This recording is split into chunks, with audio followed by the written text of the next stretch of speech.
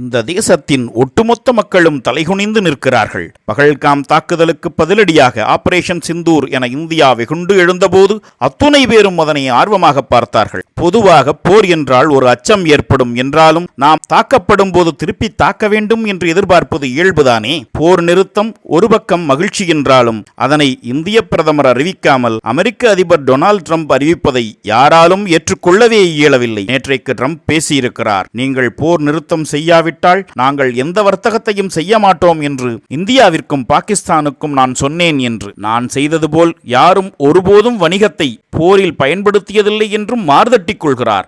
ஆக வர்த்தகத்தை அச்சுறுத்துவதன் மூலம் இந்த போர் நிறுத்தம் அமல்படுத்தப்பட்டது. ட்ரம்ப் எதை நிரூபிக்க விரும்புகிறார்? இரண்டு நாடுகளுக்கு இடையேயான போரின் நடுவில் வர்த்தகம் பற்றி பேசுவதையா? மோடி அவர்களே, இந்தியாவுக்கு எதிரான தீவிரவாதிகளை அழித்தொழிக்கும் போர் முக்கியமா அல்லது அமெரிக்காவின் வர்த்தகம் முக்கியமானதா? மோடி அரசுக்கு இந்த அளவு கூட புரிதல் இல்லையா? அன்னை இந்திரா காந்தி பிரதமராக இருந்தபோது எந்த நாட்டையும் எந்த அதிபரையும் தலையிட அனுமதிக்கவில்லை என்பதை நினைவுபடுத்தியாக வேண்டும். மத்தியில் காங்கிரஸ் ஆட்சி இருந்திருந்தால் இதையெல்லாம் நினைத்து கூட பார்க்க முடியுமா?